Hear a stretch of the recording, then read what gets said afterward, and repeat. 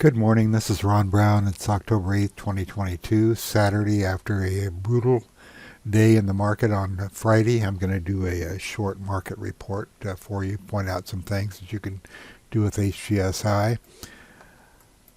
Okay, standard risk disclaimer. Any stock, index, or ETF mentioned in this presentation is not a recommendation to buy or sell. All trading strategies are used at your own risk. If you want a 30-day trial of HGSI, just go to highgrowthstock.com and get the trial. You don't need to enter a credit card. This is one program that I could not live without, and I think everybody should use it, but I know that's not realistic. But go ahead and give it a try and watch my videos and follow what I do. Okay, first I'm going to start here, and I want to point out that I'm doing something different today. Notice that the last date on these stocks says Thursday, October 6, 2022. This is Saturday morning. But I did not update yet. I update in the mornings, but I wanted to look at the market as it closed yesterday. So by using Thinkorswim, that data is provided over the weekend, the stock data and so on. So I'm in this folder right here, major indexes. I've already updated the intraday data. You can see that right here, and all you have to do that is make sure you open Thinkorswim first, and then you can just update intraday data now on the weekend also. But remember, you can't update HGSI to do what I'm doing here. What I'm going to do is update HGSI at the end of the day after I finish this. But I just am looking at the market as it was yesterday. Now, what I'm going to do is I'm going to close this. I'm going into my major market user groups, and I'm going to major market indexes, industries, and sectors. I'm going to do some top-down analysis. Now, I want to emphasize that you can do this at any time during the trading day. You can update the intraday data and then rebuild these indexes. So I'm going to click on this folder, rebuild indexes and groups. Now this takes 30 seconds to update all of these indexes. And one of the strengths of HGSI, one of the primary strengths is you can build any index and you can analyze from that index, so you can go top down. Now, just recently I added this is the industrial sector, and these are the industry groups. I added these in here. It takes a little bit longer to update with those because it's going from the top down through all of these levels, and I'm going to see how the market looked at yesterday's close. So you can see it finished already. I'm going to click on the warehouse views. Now I want to locate, I need that quick pick. I'm going to go up here where it says top-down scorecard views for HGSI index analysis. If I click on the first one, sorted on the raw combo, it sorts on the percentage price change one day, and you can see what all of these indexes did, or how they stood at yesterday's close. Now, one thing I do want to point out is if you do this, what I do on my preferences under global index options, I use the default internal filter, stocks $5 and above. I go back 104 weeks rather than 52 weeks, and I use the market value weighted index, which emphasizes the large cap stocks. Now I'm going to cancel out of this, go back to this analysis, and you can see where we stood yesterday. The energy index was actually -2. Also, if you look across here, you can see the change from the beginning of the week and the 5-day change going back to last Friday. So there was a big change for the week, but yesterday was brutal for most of these. Now from this point, what you can do is you can go top down, and I'll just change to the index group, and I'm going to stay in this same area for HGSI index analysis. Actually, I'm going to go back. I skipped a step. I'm back at the index level. I'm clicking on folder number 3. This is sorted by advancing issues versus declining issues, and you can see the energy index had 57 advancers, 182 decliners, financials, and so on. And these are the actual numbers. So it was 3 to 1 negative here, about 4 to 1.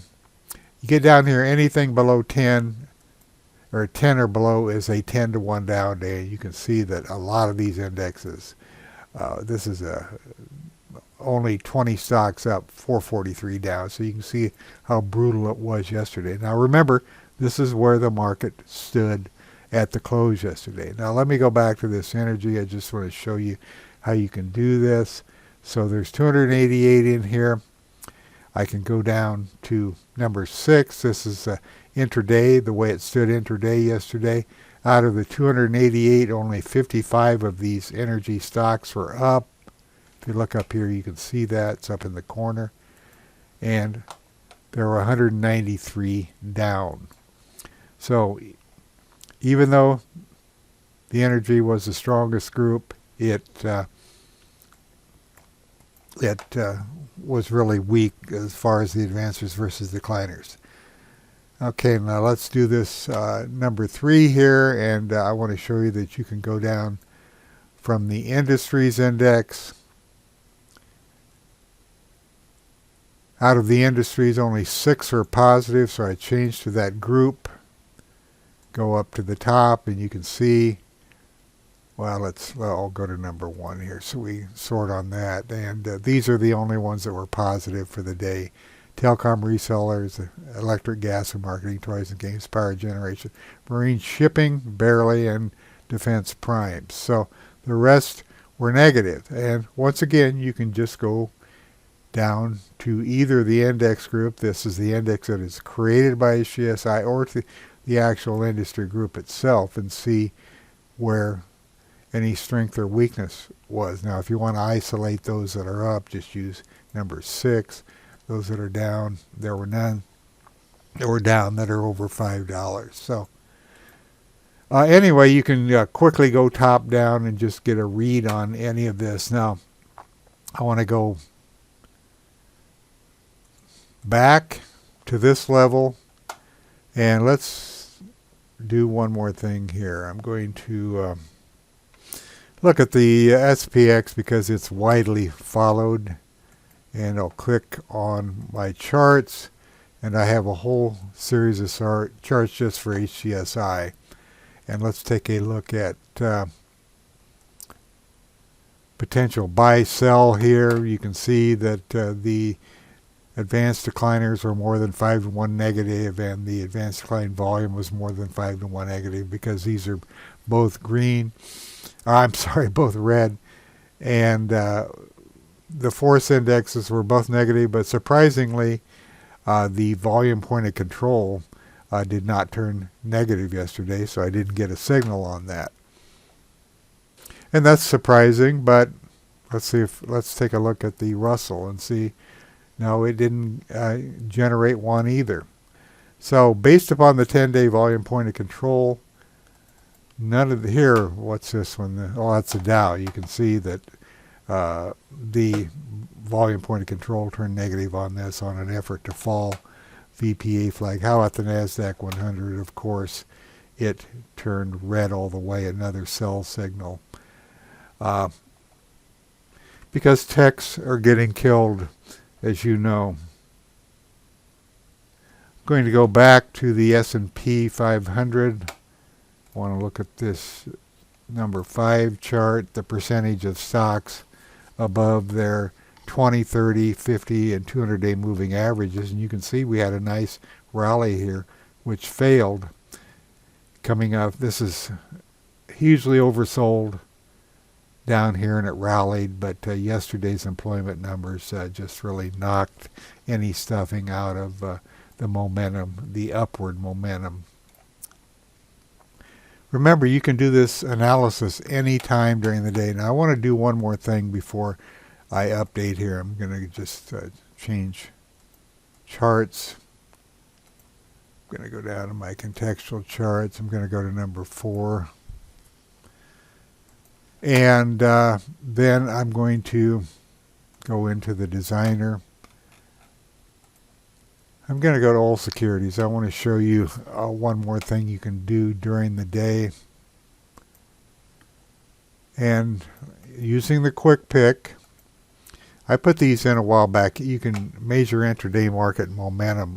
And if I click on intraday market momentum up and down, if you go up to the top, you can see that in the industry groups there are 3778 securities which pass this basic filter. And I believe it's just $1, 100,000 shares assigned to an industry group, to an HGSI industry group. So 3778, how many of these were up? Only 354, and if I bring the spectrum analyzer up, you can see what was up yesterday and the number of stocks. How many were down? 3361. So you can get a quick read on advancing issues versus declining issues during the day just by clicking on these, and you can see, looking at the pie chart, where the weakness and the strength was. Look at 172 application. You don't have to look at the industry. You can look at major industries. You can look at sectors. Get a read on the sectors. Okay, so this is the downside. This is the upside. You're going to have some in each, but you can just look at the numbers to see the comparison of strength and weakness. Now, let's go back to the industry group. And also in this folder, Intraday Market Momentum, I have HGSI box stocks because box stocks show consistent earnings growth. What do we have here? Well, first of all, the total is 671, up 44, only 44 were up, and 624 were down. So 44 were up, and this is where the strength was yesterday on stocks that have consistent earnings growth. So I'm going to just enlarge this. Okay, expiration of production. But even these, by the end of the day, this is at the end of the day, intraday data. Even these, the intraday range is down on most of these. Now if I go in here and do I'm sorted on sector.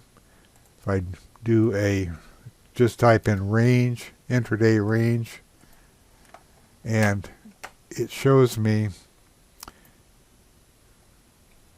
let me redo that. I want to do it on industry group, not sector, and now I want to do range.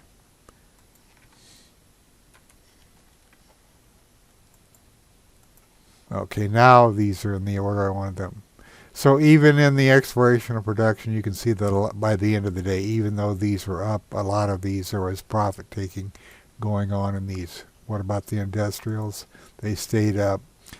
Anything green is 80 and above in the intraday range, and those are the ones that are holding up the best. Now here's, this may be a buyout. Let's see. Yeah, it is. It was at 100%, so I suspect that it was. Now, those buyouts, when the deals are culminated, they're taken out of the database automatically.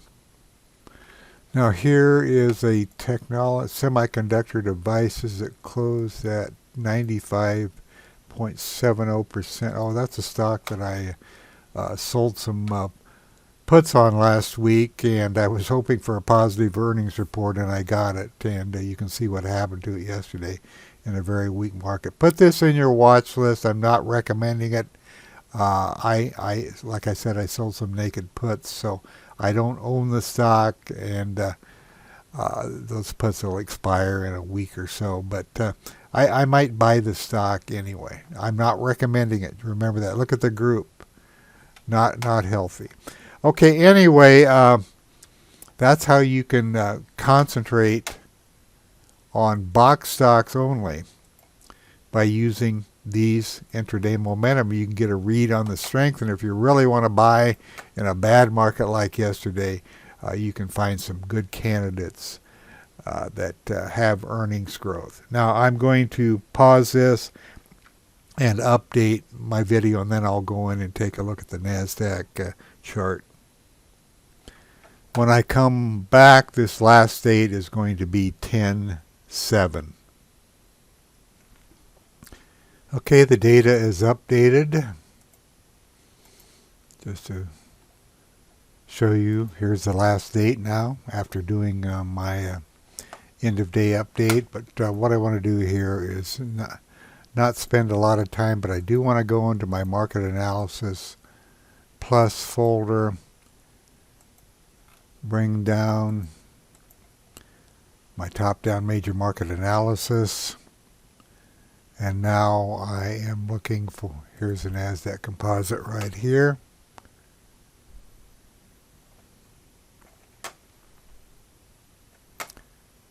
And let's look at this full screen, and I'm going to go up to my market charts, click on the first one, and this is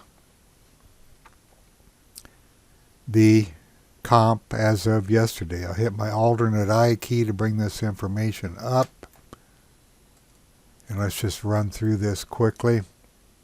First of all, I want to point out that accumulation distribution is obviously a lagging indicator. This one day gap down does not affect it that much. So when we're in a long-term run, this has a lot more validity. But when we get these abrupt changes, it just confuses it because the formula works over multiple days. So anyway, how did we do yesterday? Sentiment's bearish now. Less than average volume. Why is that? Because this red line is below the 90-day moving average. We know the major trends are down. Long-term trend, VPA trend is down, medium's down. The short is up. This takes a few days to react. The short-term trend was up here, but then we had this gap down. It just wasn't enough to change that. But let's look over here. We're down 34.3% from the 52-week high and only 0.8 of a point off the 52-week low. From the beginning of the year, down 31.9. The gap yesterday was minus 174. This gap right here. And the Bongo Daily was up. It's turned negative. The downtrend fan is in place still, and I'll go to another chart here in a minute. But the volume was 7.9% below the 90-day, and that also shows right here. So even on this disastrous day, I don't see tremendous panic selling. You would think the volume would be much higher than that. Okay, advancing stocks compared to declining stocks. Here's advancing volume compared to declining volume and new highs. There were actually 11 new highs yesterday and 194 new lows. Now for this market's going to have to hold here, and if it holds, this would be the low of the day here, and it really needs to take this out to this area out to establish a higher high, which would mean a daily trend change, but we're a long way from that right now. Okay, let's drop down to the next one. These are, I want to go to number 2. You can see that the fan is down. This is the 200, the 100, the 50, and the 18. This is the new highs compared to the new lows. So I guess this is a bit encouraging. Okay, here's the new lows. Now look back here on these big moves down. Look where the new lows got to. We're not anywhere close to that or even to this one right here. So I guess that could be considered to be encouraging. The next chart is 3.